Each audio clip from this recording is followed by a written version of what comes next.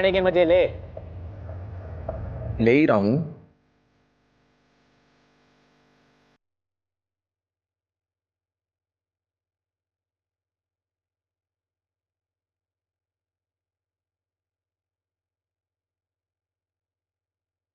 इन्हें भी आज ही मिलना था। फिक्र मत करे, आराम से निकाल देंगे। जा जरा देख टेम्पो में कौन है।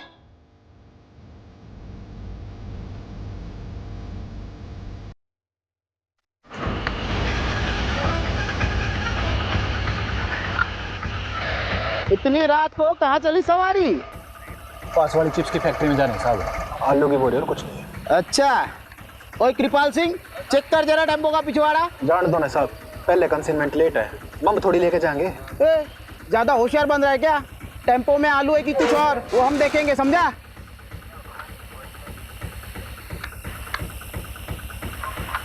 आलू ये साहब। अच्छा है बेटा, हमारे कंसाइनमेंट का क्या? अरे महंगाई कितनी बढ़ गई है, आलू 30 रुपया किलो हो गए हैं। अरे इतनी महंगाई में हमें भी तो अपना घर चलाना पड़ता है ना। इतनी महंगाई में हमारे दम आलू निकल रहे हैं। समझ गया साहब। हाँ ए बंद कर, जान दे इसको। ए खोल। हाँ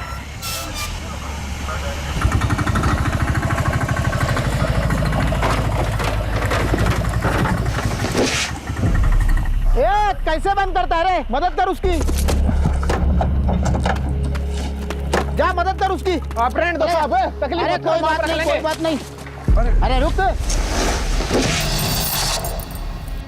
खुद तेरी। ए रुक, ए लाश कहाँ से आई रे?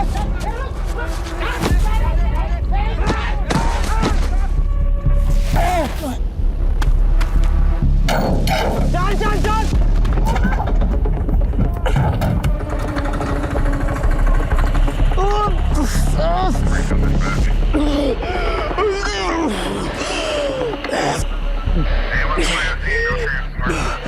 Control room coming.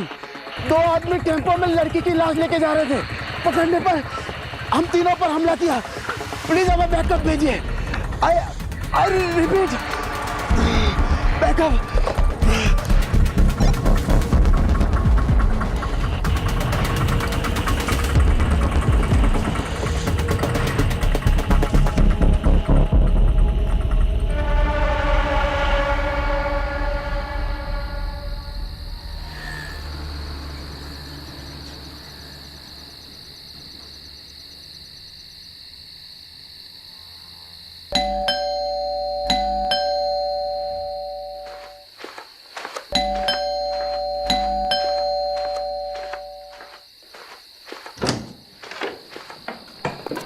मुझे लगा तुम अपने पापा के यहाँ हमेशा के लिए रुक गई। तुम तो यही चाहोगे ना कि मैं यहाँ से चले जाऊँ, ताकि तुम अपनी माँ की पसंद की लड़की के साथ शादी कर लो। अगर यही सब करना था तो मेरे साथ भागकर शादी क्यों की? कहीं ऐसा तो नहीं कि तुम्हारा मन भर गया है और अपनी माँ की मर्जी का राग अलाप रहे हो? अरे तो क्या करूँ मैं? क्या करूँ? मैंने अपनी फैमिली को समझाने की कितनी कोशिश की, लेकिन वो तुम्हें अपनाने के लिए तैयार नहीं है। मुझे तो लगता है हमें भी अब साथ नहीं रहना चाहिए। अरे जिंदगी भर तो मैं अपनी फैमिली से अलग नहीं रह सकता ना।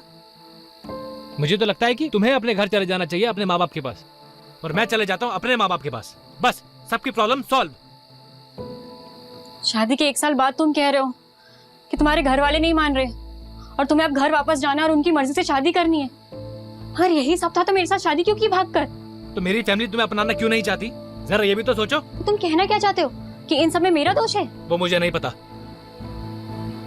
मुझे पता है कि तुम कैसे आदमी हो। अरे अच्छा आदमी नहीं हूँ तो छोड़ के चली क्यों नहीं जाती? कहाँ जाऊं? अपने बाप के पास या कहीं और, लेकिन मुझे माफ करो। बाप के घर, वही तो प्रॉब्लम है ना। वो कहते हैं ना, शादी के बाद एक लड़की अपने पति में बाप की परछाई ढूंढती है, और शायद जाने अनजाने में ना मैंने कुछ ज्यादा ही ढूंढ लिया।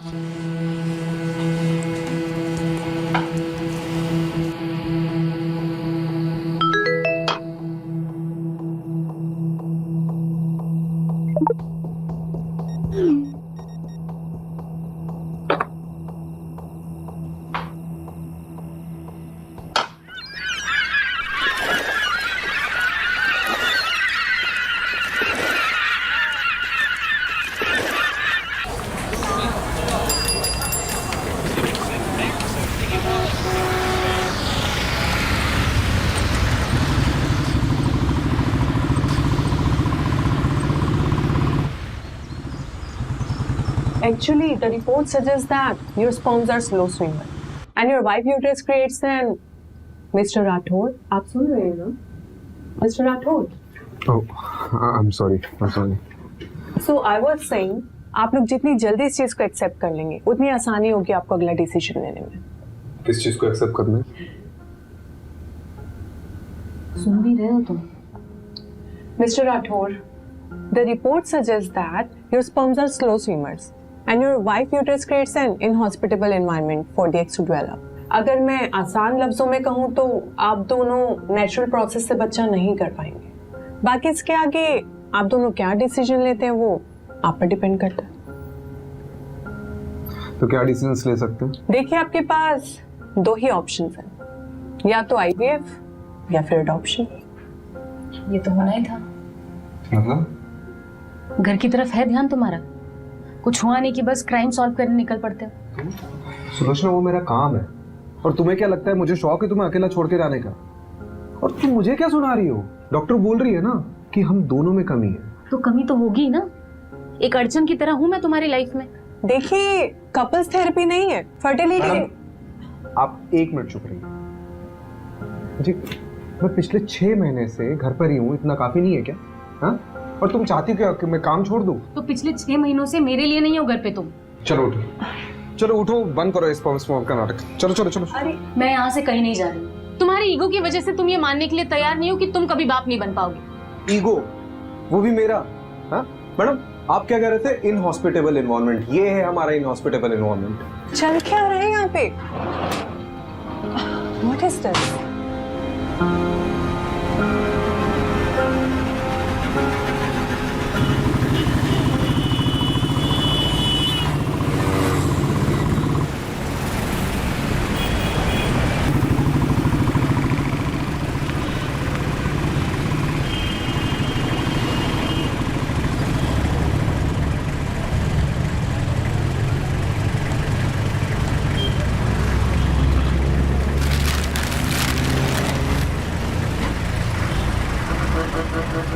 मुझे नहीं पता था कॉलेज के बाद शैलेश ऐसा निकलेगा।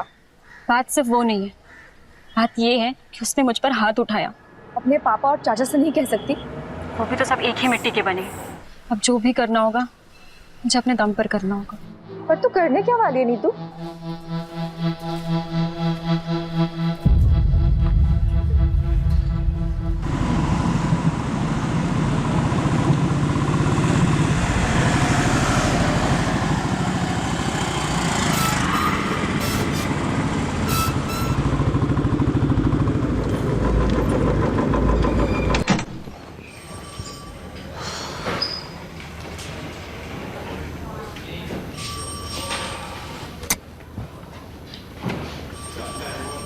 वो कहते हैं कि सुबह का भूला अगर शाम को घर को लौटे तो उसे भूला नहीं, पुलिस वाला कहते हैं।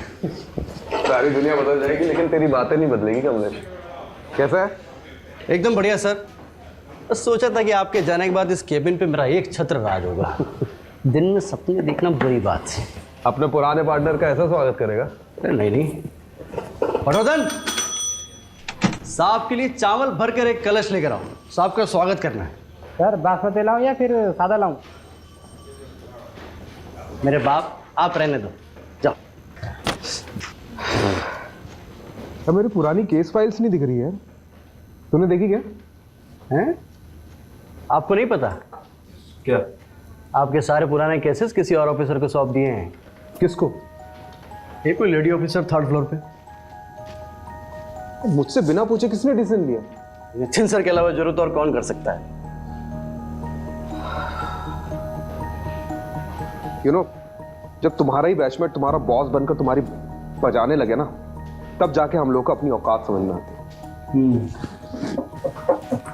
तू देख नितिन की तो मैं अब। हाँ जाइए जाइए सर, जम के धोना, मैं देखता हूँ। Nitin, welcome back Rajeev. नितिन कुछ बात कर। राजीव अभी मेरे पास टाइम नहीं है। I have to rush to MP Khurana secretary I heard मेरे केसेस किसी और को दे दिए गए। That's because you are assigned to a new crime detection unit. मुझसे पूछे भी ना। व्हाट? राजीव, इस डिपार्टमेंट में सबसे पूछ के काम करूंगा तो डिपार्टमेंट चलेगा नहीं। बाकी मैं तुम्हें पूछना जरूरी नहीं समझा। जरूरी समझा?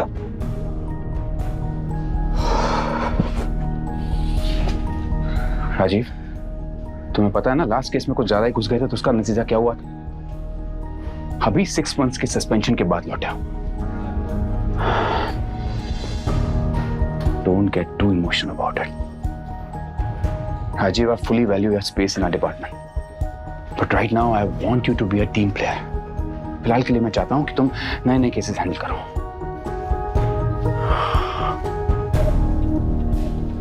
एक बात और, जब तक हम दोनों इस बिल्डिंग में साथ में काम कर रहे हैं, तब तक तुम हमें नितिन सर या सर कहोगे। Is that clear? Yes sir, yes sir. Good. एक नया केस आया है। गुड़गांव दिल्ली बंदोबस्त में हमारे कांस्टेबल्स ने 2 आदमियों को लड़की की लाश ले जाते हुए देखा। अनफॉर्चुनेटली क्रॉस फायरिंग में हमारे 3 कांस्टेबल्स इंजर्ड हो गए। हेड कांस्टेबल रस्तोगी तुम्हारे कॉन्फ्रेंस रूम में इंतजार कर रहा है। Take Kamlesh along and find that missing body. Yes sir. And Rajiv, I know you'll do your best.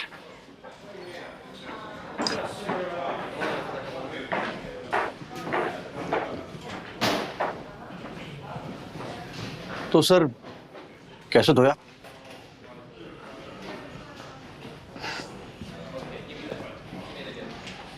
चल दिखाता हूँ।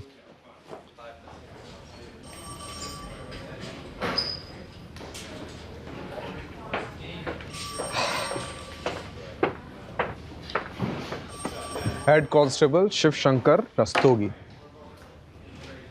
कंधा कैसा आपका? ठीक है जनाब। ठीक है। अरे बैठिए ना आप, बैठिए बैठिए बैठिए। आपको तो पुरस्कार मिलना चाहिए, नहीं? टेम्पो की ठीक से तलाशी नहीं ले सकते थे? अरे ली थी जनाब, लेकिन 1-2 बोरियों में आलू मिले तो मुझे लगा आलू ही होंगे, इसलिए आपने उसे जाने दिया। वो तो अच्छा हुआ कि कांस्टेबल कृपाल सिंह ने टेम्पो का बैकडोर अच्छे से बंद नहीं किया था, वरना ना वो लाश गिरती और ना हमें पता चलता। देखा, ये ऐसे दिखते थे।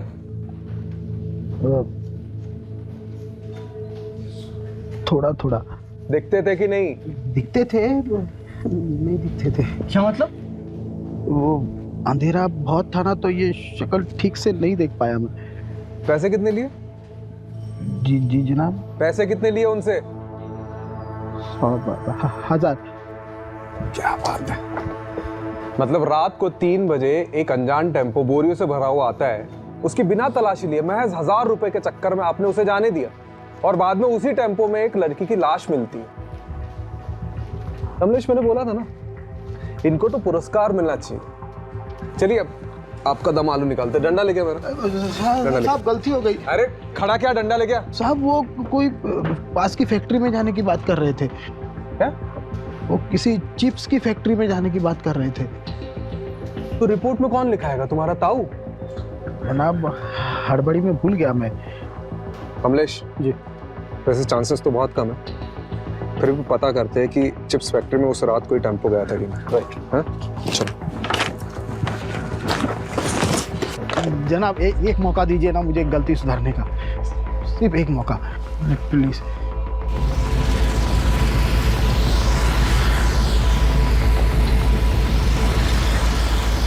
कमलेश, टोल नाके का सीसीटीवी फुटेज निकलवा लो। हाँ ऑलरेडी बोल दिया मैंने, 2 हवलदार उसी में लगे हुए हैं, बस थोड़ी देर में मेल पे आ जाएगा।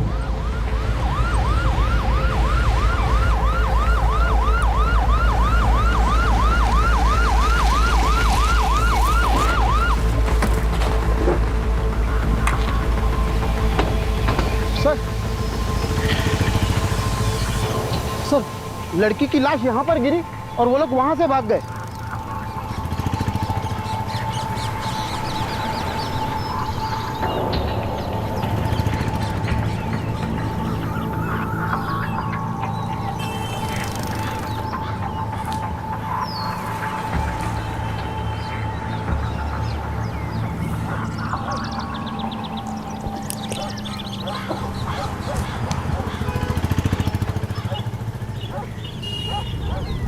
ये अपने साथ क्या कर रहे हैं? ये अपने राजीव साहब का सुपर पावर है। इसको बोलते हैं डिडक्शन।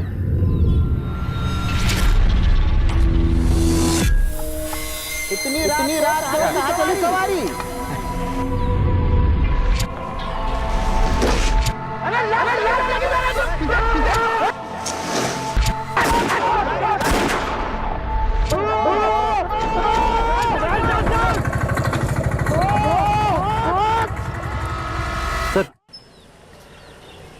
सर, ये कांस्टेबल पटवर्धन ने पास के टोल नाके से सीसीटीवी फुटेज भेजी है। उसने इस फुटेज को थ्रोली चेकआउट किया है और वहाँ से भी कोई छोटा टेम्पो क्रॉस करके नहीं निकला। चोर चोरी करता है तो सबसे पहली चीज क्या करता है? क्या करता है सर? चोरी से जितना दूर हो सके भागता है। राइट। और जिस टेम्पो में भागे थे बीच रास्ते में कहीं ना कहीं तो बदला होगा, राइट?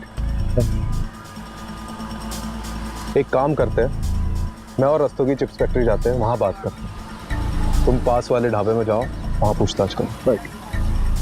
कुछ ना कुछ तो चीज मिलेगी।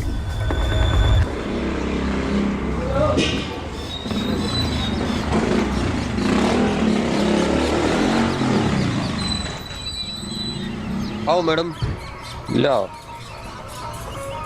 आओ मैडम, बहुत बढ़िया जगह दिखाएंगे। आइए आइए मैडम।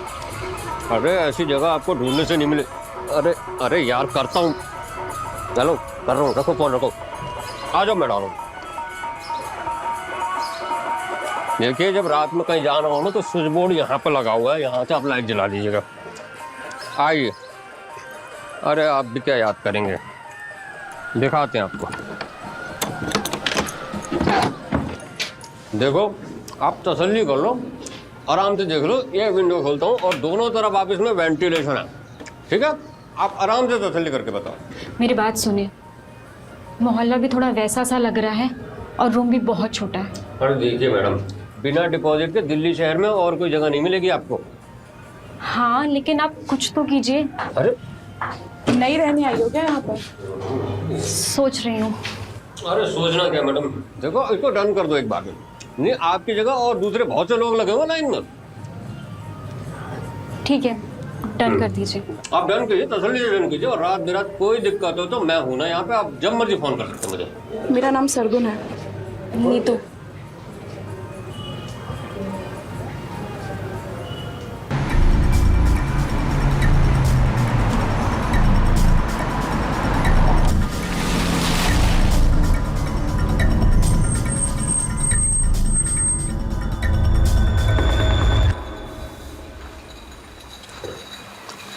सर, ये मैनेजर है। देखो, यहाँ से एक टेम्पो चोरी हुआ है और उसमें आलू की बोरियों में एक लड़की की लाश मिली जो कोई लेके जा रहा था। यहाँ से कोई टेम्पो गायब हुआ है क्या? गायब तो नहीं हुआ, लेकिन कभी कभी हमारे टेम्पो वर्कर्स टेम्पो ले जाते हैं और दूसरे दिन वापस ले आते हैं। शायद उसी वजह से होगा। कई बार 2 से 3 दिन तक हमारे टेम्पो बाहर रहते हैं। फिलहाल कोई टेम्पो है तुम्हारे यहाँ पे? रजिस्टर लाओ।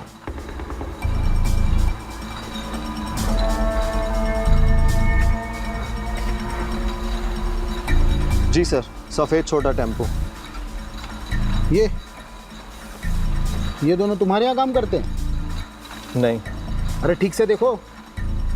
सर, जहाँ पे जितने भी लेबर्स काम करते हैं ना, उनका डेटा मेरे पास रहता है।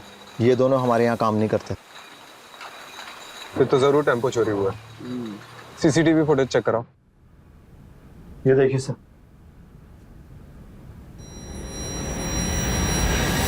सर, यही टेम्पो था। पक्का? अरे सर, नींद में भी उठा के पूछोगे ना तब भी मैं यही कहूँगा। लेकिन सर, ये दोनों की शक्लें ना ठीक से दिखाई नहीं दे रही हैं। लेकिन रजिस्ट्रेशन नंबर तो दिखाई दे रहा है ना? यस। इसको जमीनी आपातल कहीं से भी खोज के निकालते हैं। जी सर। नंबर नोट करो उसका। जी।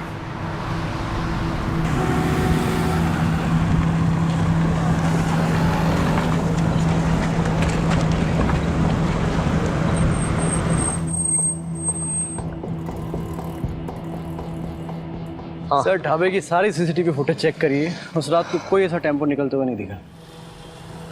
मतलब चिप्स फैक्ट्री से पहले टेम्पो चुराया, वहाँ से निकले और यहाँ नहीं आए। ये लोग गए कहाँ होंगे? सर, ये लीजिए, चाय पीजिए। मैं चाय नहीं पीता। अरे सर, ऐसा थोड़ी ना होता है। जो चाय ना पियो वही कुंड ना देखे। मतलब मेरा कहने का मतलब ये कि मेरी अम्मा कहा करती थी, चाय एक जज्बात है। जब भी कभी मझधार में फंसे हो ना सर, तो एक चाय की चुस्की लगा लिया करो, क्या पता बीच का रास्ता निकल जाए।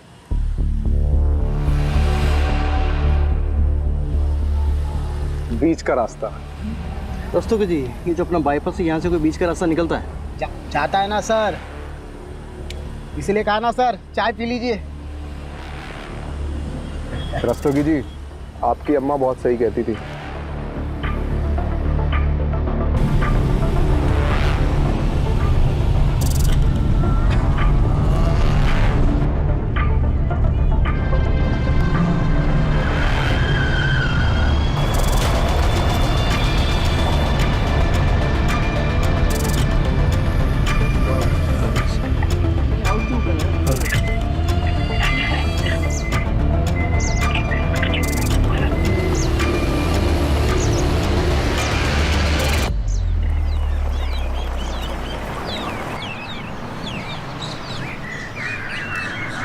सर सर, यही टेम्पो था। ये वाला? हाँ।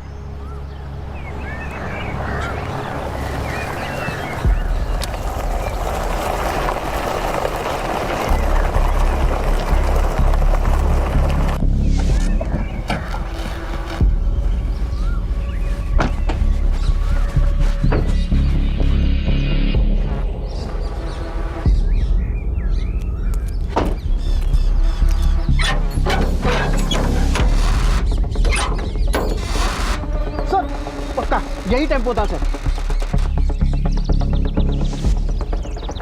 बधाई हो रस्तोगी जी, आलू पक गए आपके। उस रात और कुछ ऐसा देखा था जो अभी याद है? सर जब वो लड़की को बोरी में भर रहे थे तो उसका हाथ ऐसे बाहर था और नाखूनों पर लाल कलर की पॉलिश लगी हुई थी, उसने चूड़ियां पहनी हुई थी सर, बिल्कुल एकदम नई नवेली दुल्हन की तरह। अरे ये इधर देखना जरा, यहाँ फूल की पत्ती और गुलाल है। आलू की बोरी में फूल और गुलाल? अरे दस्तोगी जी, आप ही कह रहे थे ना कि नई नवेली दुल्हन का हाथ दिखा था। हाँ हाँ, किसी की शादी में ये मौत हुई है। सर घरेलू मामला लगता है। हाँ? लड़की की शादी के मंडप में मौत हुई और उसके बाद ऐसे कुछ। सर या फिर लड़की भाग गई और उसका पीछा करते करते किसी ने रास्ते में उसको मार डाला। पता करो कमलेश। जी सर। किसके बाप की शादी में कांड हुआ।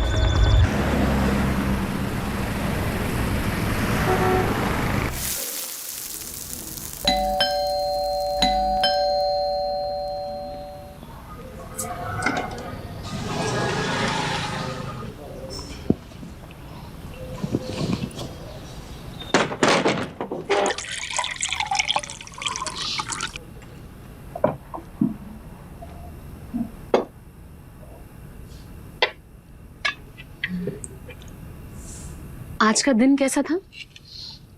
Same usual. मैं ना सोच रही थी कि मैं वापस स्कूल ज्वाइन कर लेती हूँ, मतलब मेरा टाइम भी निकल जाएगा और एक्स्ट्रा इनकम भी हो जाएगी। अच्छा करो, इस बहाने तुम्हारा ध्यान भी कहीं और लगा रहेगा। तुम्हें पता है प्रॉब्लम से भागने से प्रॉब्लम सॉल्व नहीं होंगी। Sulu, I am not in a mood to start everything all over again, please.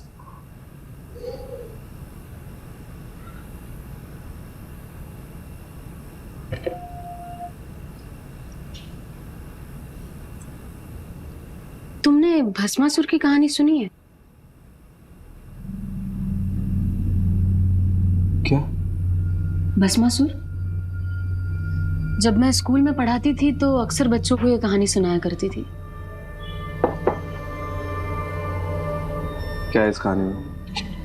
Bhasmasur नाम का एक दानव था जो देवताओं की शक्ति पाना चाहता था, तो उसने सालों साल तपस्या की और फिर कई साल बाद उसको उसकी तपस्या का फल मिला। शिवजी स्वयं उसके सामने प्रकट हुए।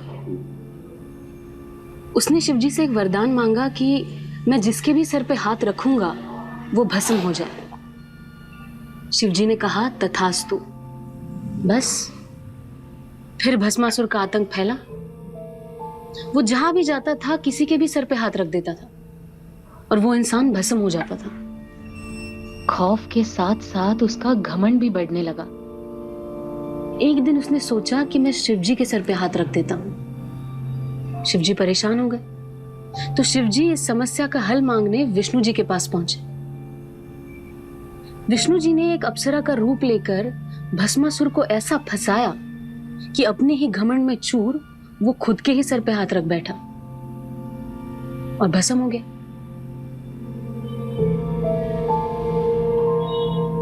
तो उसका क्या मतलब है?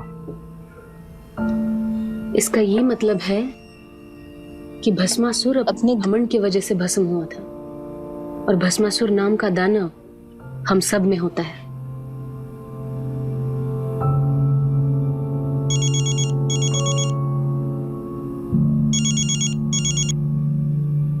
हाँ कमलेश, क्या? अच्छा ठीक है, आ रहा हूँ मैं, आ रहा हूँ। हाँ आ रहा हूँ।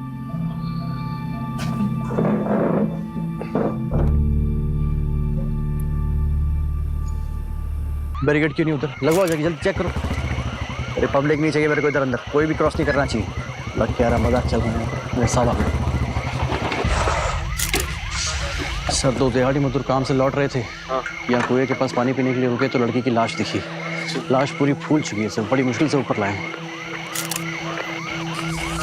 आज वही लड़की की लाश है।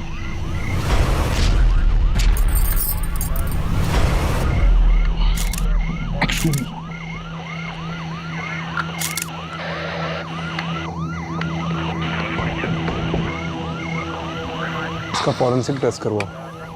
Right sir. पता लगाओ कि ये प्लॉट किसका है। Right sir.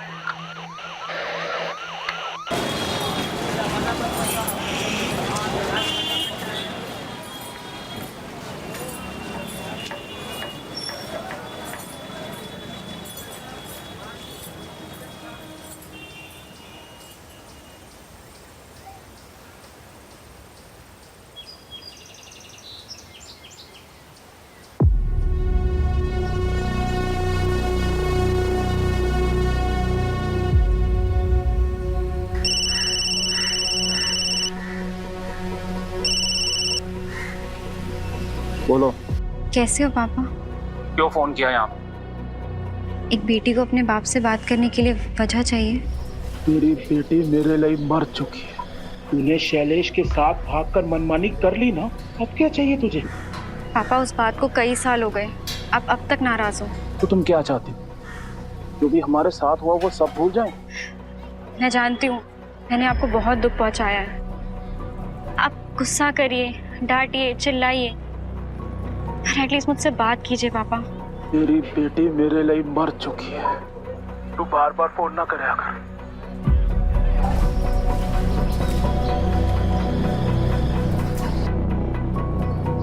सॉरी, जगह छोटी है इसलिए सब कुछ साफ साफ सुनाई देता है। अरे नहीं, मैं तो सिर्फ बस ऐसे यूं ही। आंसू रोकने से कम नहीं हो जाएंगे। नहीं। हाँ, वो नज़ारे देख रही हो, बड़े ही रंगीन लगते हैं और असल में कितने राज छुपा रखे होंगे। रंगीन रातों में गुनाहों के घर, सबके चेहरों पर एक छोटी सी मुस्कान है। बंद किवाड़ में झांक कर देखो तो एक आंसुओं का सैलाब सा है जो एक दिन इस पूरी दुनिया को डुबो सकता है। बोलती अच्छा, लिखती और भी अच्छा हो। खैर, कोई इस दिमाग में देखना ही नहीं चाहता, सबको तो बस जिस्म की भूख है। तुम जिस चीज से गुजर रही हो उससे हम सब गुजर चुके हैं। ये जो हमारी कमियां हैं ये एक तरीके से हमें बांध कर रखते हैं, जिससे हम सबकी कमियां एक दूसरे की ताकत बन सके। और ये ताकत कैसे बनती है? फिलहाल तो एक दोस्त बनकर। इस लड़की की मौत कुएं में डूबने से पहले हुई है। इसके बॉडी में मेडिसिनल एनेस्थेटिक के भारी डोज मिले हैं। मतलब इसकी मौत एनेस्थेटिक ओवरडोज से हुई है। सबसे अजीब बात है कि इसके बॉडी में से यूट्रस गायब है। यूट्रस मतलब? गर्भाशय। और यूट्रस को बड़े मेडिकल प्रिसिशन से अलग किया गया है, जैसे कोई मेडिकल एक्सपर्ट ने किया हो।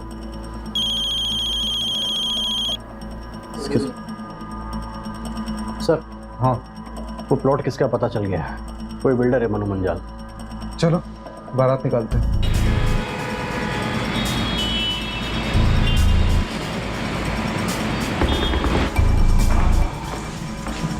बड़ा बिल्डर लग रहा है। अकड़ भी बड़ी होगी कंफर्म। चलो देखते हैं।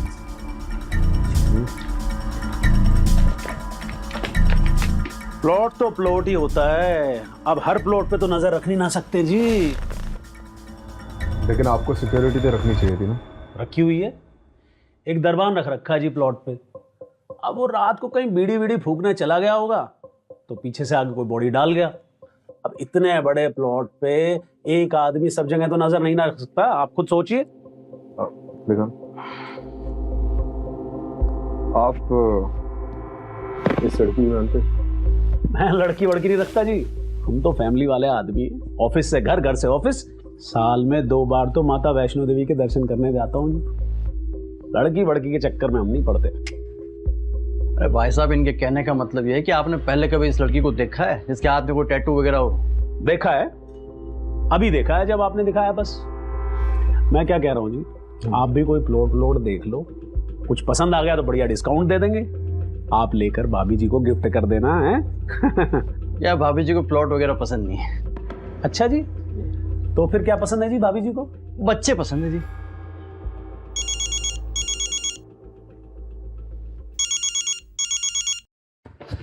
हाँ माँ बार बार फोन क्यों कर रही हो? काम पे हूँ मैं। तू काम पे रहता है ना, इसीलिए सब कुछ हुआ है। बताया मुझे सुलोचना ने। अरे सुलोचना को आपको बताने की क्या जरूरत थी? तो क्या किसी पड़ोसी को बताती?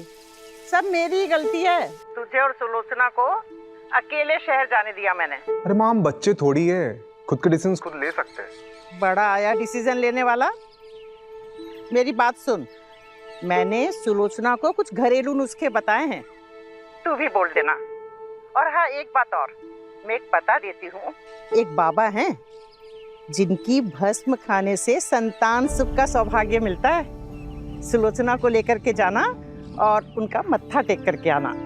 अरे माँ, क्या नाप शनाप बके जा रही हो? मैं कोई बाबा के चक्कर में नहीं पड़ने वाला हूँ, ठीक है? मैं रख रहा हूँ, अभी बाद में बात करता हूँ। सर, उस लड़की का पता चल गया है। कौन है? जेबी नगर रेड लाइट एरिया, वहाँ के रहने वाली एक कॉल गर्ल थी। आज सुबह उसकी सहेली ने मिसिंग रिपोर्ट लिखाई, शादी हुई हो। जेबी नगर? बहुत सुना है इस एरिया के बारे में। चलो आज देख भी लेते हैं। चलिए।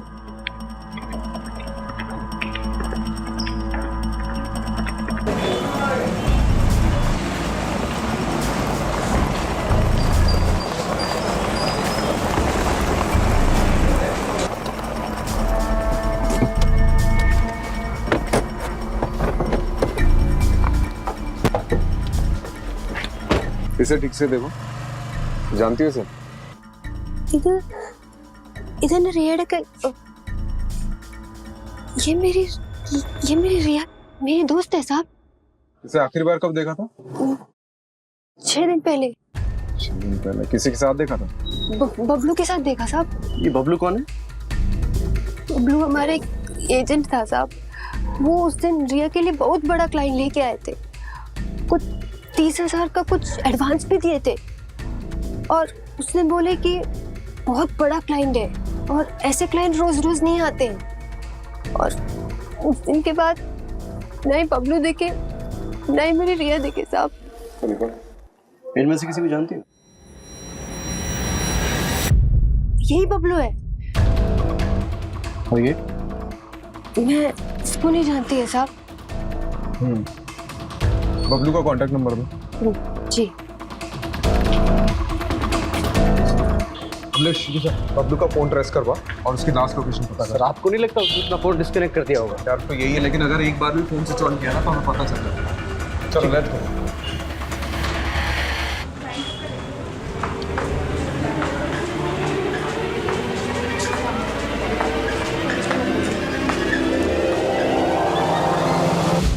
पुलिस इन दोनों शख्स को ढूंढ रही है। आखिरी बार इन दोनों शख्स को दिल्ली हाईवे पे एक लड़की की लाश ले जाते हुए देखा गया था और तब से ये दोनों गायब हैं। गौर से देखिए इन दोनों स्टैचूज को और कुछ भी पता चलने पे हमें हमारे टोल फ्री नंबर पे कॉल कीजिए।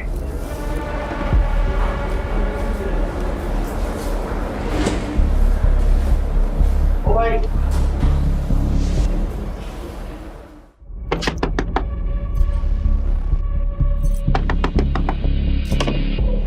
नहीं तो ये लड़का तेरी सारी पैसे की दिक्कत खत्म कर देगा। कैसे? आ बैठ, एक नया क्लाइंट लेकर आया है। पहले कभी नहीं किया। देख, सबका पहली बार हो, ठीक है? मैं तुझे हमेशा करने को बोल रही हूँ क्या? अभी तुझे जॉब की जरूरत है ना? तो जब जॉब लग जाएगी तो ये सब छोड़ दियो। अभी बस एक मीटिंग करके आ जा, सब ठीक होगा, मुझ पर भरोसा रख। ठीक है।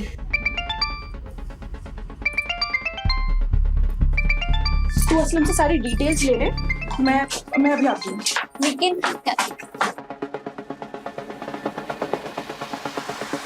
हेलो बबलू, कहाँ है तू? ये न्यूज़ में क्या आ रहा है? ये सब मैं तुम्हें बाद में बताता हूँ। मैं बड़ी बुरी तरह कांड में फंस गया हूँ यार। फिलहाल एक जगह पे अंडरग्राउंड हूँ। क्या होटल, क्या कांड? सब बताता हूँ। लेकिन यहाँ से निकलने के बाद मन्ना सोची थी ज्यादा कमीशन मिलेगा, और हम दोनों ये काम छोड़ के हमेशा के लिए यहाँ से चले जाएंगे। लेकिन मुझे क्या पता थी कि मैं इतनी बुरी तरह फंसूंगा। कहाँ है तू? मैं अभी आ रही हूँ तेरे। नहीं, तुम यहाँ मत आना। यहाँ पहले ही बहुत खतरा है। मैं जल्दी से जल्दी यहाँ से निकलने की कोशिश करता हूँ, और निकलते इन सारी चीजों से दूर जाना चाहता हूँ। Hello Bablu, hello.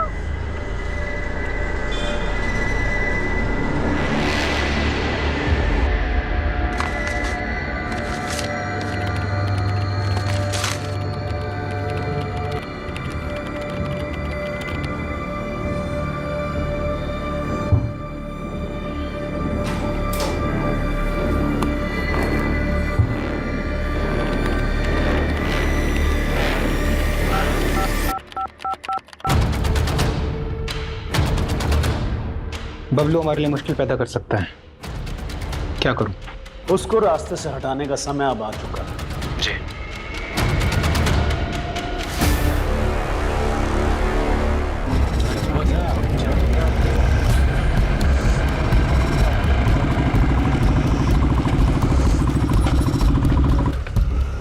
बबलू की लोकेशन कहाँ की मिली? सर शास्त्री नगर के एक होटल की मिली है, पास ही के एक ढाबे के वेटर ने आज सुबह उसे देखा। चलो लेट्स गो। चल दस्तों जी, आपके आलू पक गए। जी सर।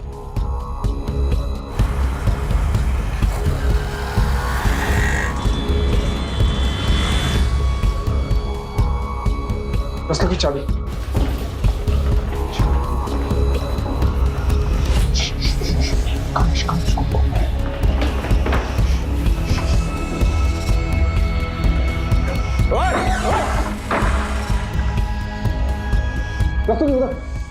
चेक कर इधर।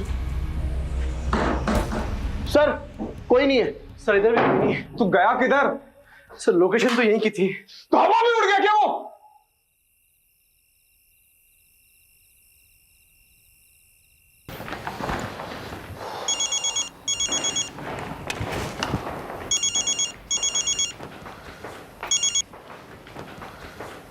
बबलू हाथ से निकल गया। So, what do you want to do now? रिया एक कॉल गर्ल थी और बबलू उसका एजेंट। वो दोनों बाहर गए थे, बबलू उसे मारकर गायब हो गया। अब बबलू और उसके साथी को तो हम पकड़ ही लेंगे। बाकी इस केस में कुछ बचा है नहीं। आपको ये केस बंद करना है तो बंद कर सकते हैं। ठीक है। ओके।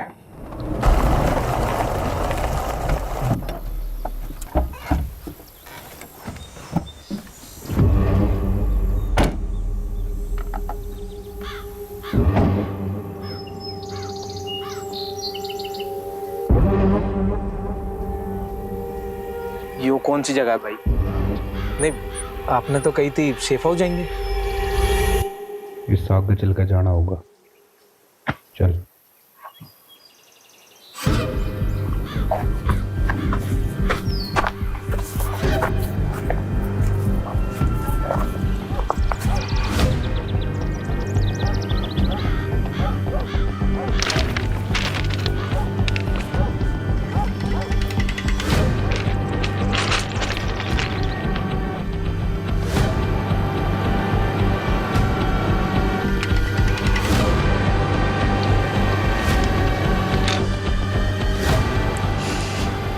क्यों भाई? क्योंकि तू हमारे बारे में जरूरत से ज्यादा जान चुका है।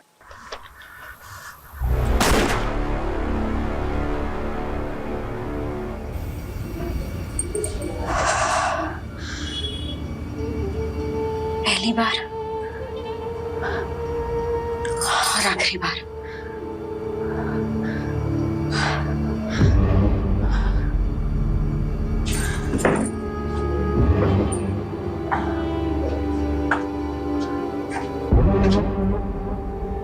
मैं भी पहली बार बहुत नर्वस हुई थी। तुझे भी आदत पड़ जाएगी धीरे धीरे। आदत ही तो नहीं डालनी है।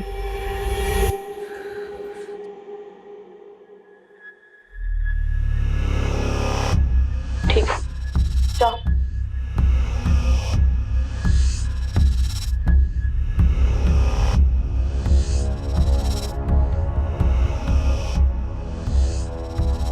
कितना कमीशन लिया इसका?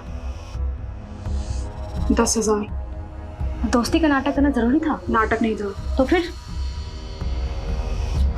जिंदगी का दस्तूर है, हमारे साथ हुआ है तो दूसरों के साथ भी करना पड़ता है। ऐसा होता है और ऐसा हमेशा होता रहेगा।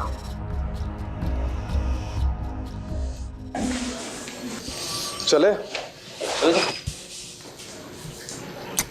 सर। अरे रस्तोगी जी, आप अभी तक यहीं हैं, आप घर जाइए अब। सर आपसे इम्पोर्टेंट बात करनी थी। अरे कोई लाश मिली है क्या? जी सर, वायरलेस पे अभी भी रिपोर्ट आई है, साउथ दिल्ली के पास एक लड़की की लाश मिली है।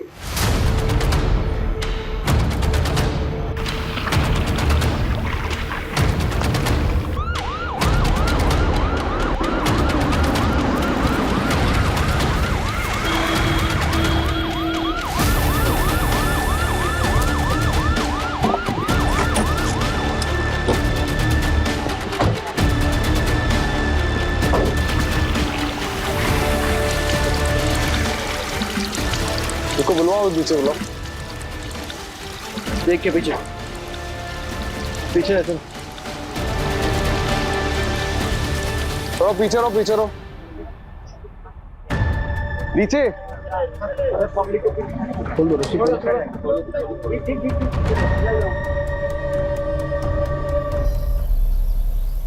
एक हफ्ते में 2 लड़कियों की लाश मिली। ये कोई मामूली केस नहीं है, ये कुछ बड़ा है और खतरनाक है।